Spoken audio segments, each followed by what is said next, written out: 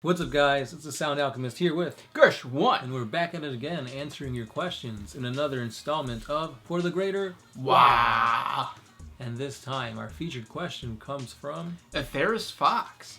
This awesome patron, I'm pretty sure you're a patron, asked the question, "Hi OMS, there are several theories of the origin of the Emperor of Mankind, but they all seem to agree that he has been with us since the birth of civilization. Some hint that he has guided humanity since the beginning, sometimes taking an identity of famous leaders in history to ensure that we are on the right path. Obviously, 40k is fictional, but for the sake of discussion, which historical figure would you consider most likely to have been the Emperor all along?" Hold on. 40k is fiction? Not in my mind. So let's start from the beginning. Gilgamesh.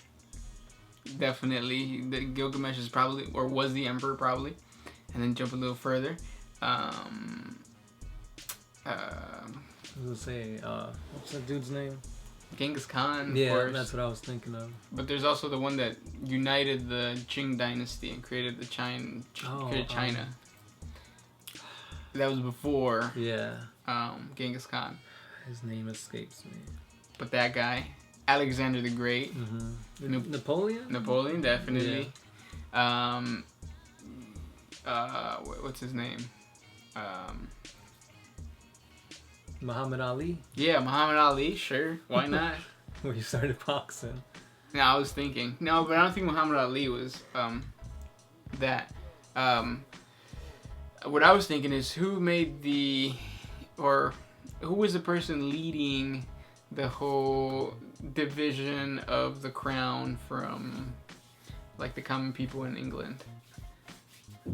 The Magna Carta, the main person from the Magna Carta. I know there's a bunch of people, but like the main person that brought about the signing and the discussion of the Magna Carta, the Emperor was probably somewhere in there.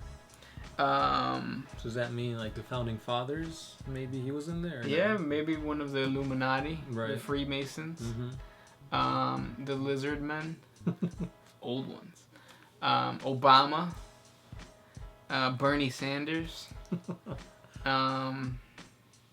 Ron Jeremy, definitely. What's that Irish boxer or Irish MMA fighter? Oh, McGregor. He's very. I like how you can take many people that are currently alive. It's a fusion of them. Yeah. But yeah, well, once you cut off all the ones that we said from the beginning or the end, I think all the other guys are. Anybody that you can think of? Seth Rogen. But dude, yeah, I guess. If you guys have any suggestions, comment down below on who you think is the Emperor. And just get it out the way. Just comment it really big. We all know who you're going to choose. Me. All right. Yeah.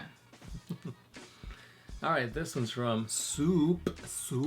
He says, "Hey, do you think that there's another human empire that formed far away from the Imperium?" Yeah. That's why there's human worlds all over the galaxy. Well, right now? Like now? What would you say? Well, because here's the thing. Maybe you weren't specific enough. But do you mean that there was an Imperium of man? Okay, so here's the Imperium of man on Terra, and then there's another planet that is still part of the colonizations of the humans back in the Dark Age of technology, but they grew up to be just as strong as the Imperium. Probably not just as strong as the Imperium because they didn't have the Emperor or the 20 Primarchs, but there have been a lot of nations that have grown to amazing power that during the Great Crusade, the Emperor had to crush. And one of them you can learn about in the Imperial Fist lore. The Imperial Fists were sent out to dispatch that great nation. And they were humans too, right? Yeah. So I hope that answered the question. But do I think that there was humans before humans started to colonize, like Terra, or outside of Terra? No. Gleb Skarkov, God, my name got butchered. Pretty horribly. LOL, keep up the great work, guys. Sorry. We do our best. Nicholas Leclerc. Space Marines don't fight without their helmets. Their minis and models sometimes don't wear helmets for the same reason that actors don't wear them in movies. You want to be able to recognize them as special or more important than the rank and the file. Yep, I think that's an answer to a question that was... Yeah, because somebody said, isn't it stupid that Space Marines don't have helmets on in the middle of a battle? Yeah. Yep. Just like how Will Smith didn't wear the Deadshot helmet the whole movie. Yeah. He wore it for like 2 minutes and he took it off. The fuck, this is hot. Yeah. Dragon Punch 903. Do you think that the Eldar would come back from being a dying race? And if yes, how? This was kind of talked about in the previous WA, but they'd have to get their god of fertility back in order to make it easier for them to expand as a people. To procreate. That's right. Because right now they're basically, they're alright. I mean, they need to fuck more. Yeah, because they got psychic powers, they got good weapons. But they can't get it up. Right. So, Slanesh, we need you. Isn't that funny? Yeah. Lorenzo Reyes. The STC Eisenhorn found was a self-contained assembly line. It was pretty compact, too, based on the description. Cool. Xeno Gamer. How do you reckon the 40k universe would differ if Sanguinius was alive and Rogo Dorn fell to Horus instead?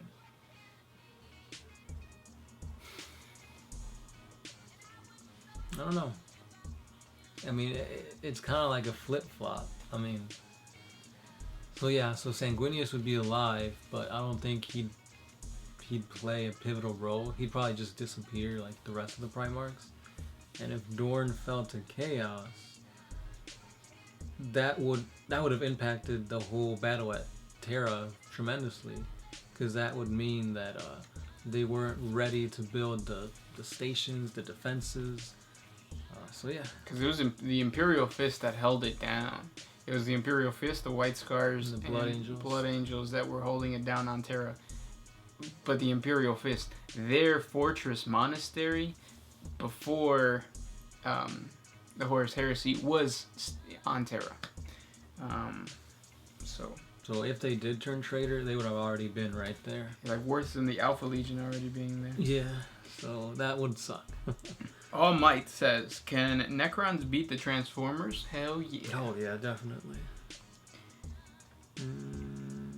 Alexander Vicious. When Space Marines die in battle, do their battle brothers try to retrieve their bodies, or are they just left to rot? If the bodies are retrieved, do the Space Marines get buried or cremated? Huh. Wait, say that again? So basically, what happens to the bodies after they die with the Space Marine? Yeah. If they can actually get them out of the world, I'm pretty sure they're cremated or they're sacrificed in a certain way, because Warhammer 40k is influenced so much by Norse mythology and like European mythology. Isn't one of the big Viking things is to light them on fire? Yeah, but send them off. Yeah, and then they do have what are those things called? Apothecaries there to collect gene seed. Yep. So, just go around. Mm-hmm. Hypovomic Potato. Why is the Terminator armor so rare amongst Chaos Space Marines? Armor in general is rare in Chaos Space Marines because the Chaos Space Marines that fight in the 40k universe are the same ones that have fought in the 30k universe, with the rare exception of the few times that a gene seed has been stolen and used to create new Chaos Space Marine, but the armor hasn't. If you read the lore on or if you watch the video on the lore of the Imperial Fists, you'll know that during the Horus Heresy, the Imperial Fists had to defend the northern part of Mars because they had two manufactorums there that built weapons and armor for the Space Marines, but they were destroyed. So when they were destroyed, much of the technology to build the Terminator armor, to build Space Marine armor in general, was destroyed along with it. So it's hard to come by a good manufacturer that produces, Gene Seed. Armor. Like Gene Seed armor. But yeah. Yes.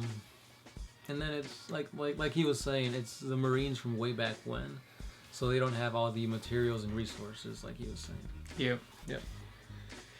Steven Breitenstein, love your channel, guys. Thank you. I wake up every night at 1 in the morning when my phone alerts me to watch every new episode you guys put out. Get out of here. That's crazy. That is crazy, man. I just want to say thank you for all your long hours you put into the Warhammer 40k universe. Question for you guys though, who do you think would be bested in a battle against each other? The Supreme Grand Master of the Grey Knights, Kaldor Drago, or supposedly the strongest Space Marine to ever live, Chapter Master, and the Regent of Prometheus, Tushan? I need to read my lore on Tushan because I don't know too much about his lore. He's a salamander, isn't he?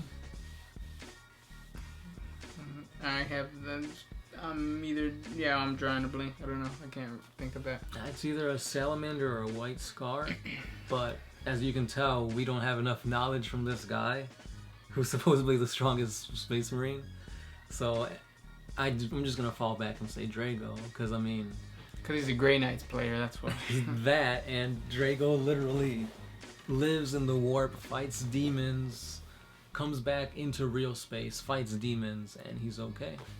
So, unless you can prove to me that Tushan can do all this and more, we'll see. But what you just did is you created a 40 facts on Tushan. That's right. We played basketball with a guy named Tushan. But yeah, he kept making a bunch of Tushans. Oh, 2 shots! Alright. Crap Luke Simon. Man, you guys are total stoners. I know they'd never admit it, but I know a fellow stoner when I see one. You think so, man? Hey, we might be witches. That's why we get stoned so much. But anyway, here's another one by Soup. This one's for Gersh1. Do you think that an orc can become a human if he convinces himself that he is human? No. The human biology is nowhere near the orc biology, so no matter how hard you try, the Lycan symbiote relationship would not go away, because it just wouldn't. So no. Anime Drawer 101. Who would win, Vulcan or Thor? That's a good one. One's a god, one's a perpetual. Can a god kill someone that can't die? Odin has died, hasn't he? He's died, but he's come back. Thor has died. But he's come back. Because he goes to Valhalla and then he comes back. No, but so during Civil War, they cloned him. Mm-hmm. He didn't come back, he was cloned. Right. So where was Thor then? He wasn't he in he Ragnarok? was dead, yeah. He was in Ragnarok or something. Whatever, Valhalla. Yeah. Whatever they call it nowadays. But who do you think would in a fight? Shit. Just a straight up brawl. I want to say Thor, because I don't think Vulcan's Thunderhammer, although it's master crafted and all that, can withstand Thor's Mjolnir. I feel like if the two got in a huge clash, it would be Vulcan's that broke. Cool. This one's by Ho Yin Wang. He says, "Hey OMS, I have a few questions to ask. What are you gonna pick up if you see a power sword and a lightsaber on the ground?" Wait, so a lightsaber or a power sword? Lightsaber. Hell yeah, right away. You could use that. You could hide that so much better than a fucking sword. Imagine walking into a Target with a sword. What are you gonna do? Like the dude has a sword. Security would be on you. It's bad enough that they're always profiling us. Right. He's got another question though. Why does the Sound Alchemist make himself sound like a Space Marine in some videos? Because he is a Space Marine at heart. It's just that he missed the cutoff date to get abducted by... rogue traders? No, you would get abducted by... not apothecaries, chaplains. There you go. And what chapter would you have been abducted by? I'll go with something obscure. The Crimson Fists. Yeah, because I wasn't even thinking of that at all. And he's got one last one. Okay. Also, what is your guys' opinion on a new plastic Magnus? Freaking awesome! Yeah. Because whenever I think of Magnus, I think of his horns, and I think of how goofy he looks in the drawings. It's like, there's no way that they're going to pull off a cool-looking Magnus the Red. They did. I mean, yeah, he's a demon, but they did. They pulled off a really badass sculpt. Yeah. When I first laid eyes on this, I was like, wow, this looks intimidating. He jizzed his pants. Twice. He sent me a picture right away. Of the pants. Of Magnus. Yeah, Magnus, not the pants. Yeah. Atticus X. Hey guys, longtime fan of your channel. You two stay ranked amongst the best of YouTube. Thank you. That really means a lot. Especially when we go up against like Mini War Gaming and what's the Vaults of Terra. That one guy that everybody talks about and tells us to watch in every one of our videos. He has a weird name. If the Emperor text-to-speech guy. Yeah. Keep up the great work. My question this week is regarding the Dark Eldar. I find their lore fascinating, but admittedly know very little about them. Me too. What is a typical strategy that the Dark Eldar employ against the enemies? More specifically, can you explain their strength and weakness? Lastly, what is the most powerful Dark Eldar unit? Thanks, guys. Now, do you mean lore-wise or like tactics? Because I've never played against any Dark Eldar. Yeah, I've never even seen any Dark Eldar on the table. I rarely even see anybody play Dark Eldar on YouTube. Yeah, that's true. So, but lore-wise, they're speed. They're meant for coming in and out, and their whole thing is ambush. So they'll see a starship, they'll see a rogue trader ship, they'll see some type of ship, and they would they'll shoot like what are they called?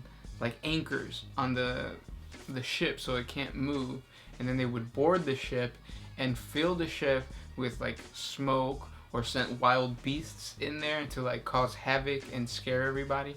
Then the power will try to go down, or they'll try to make the ship itself an environment where the Eldar are going to have the upper hand, and then they're going to go in there and they circumcise the shit out of people.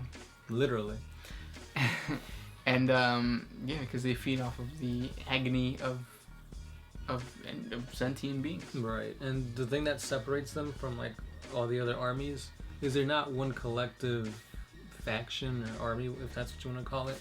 They're a bunch of like ships, pirate colonies, that kind of thing. Yeah, so when you think of them, you think of pirates, you think of hit and run. Right. But yeah, those are the questions for this week, guys. Thank you for sending them our way. We're going to answer more questions in the Patreon episode. So please, if you're not already a subscriber to Patreon, click the link below. We have a Patreon channel. It's a simple $1. You get an extra video every week, and then we're going to be putting out extra videos come Halloween. Ooh.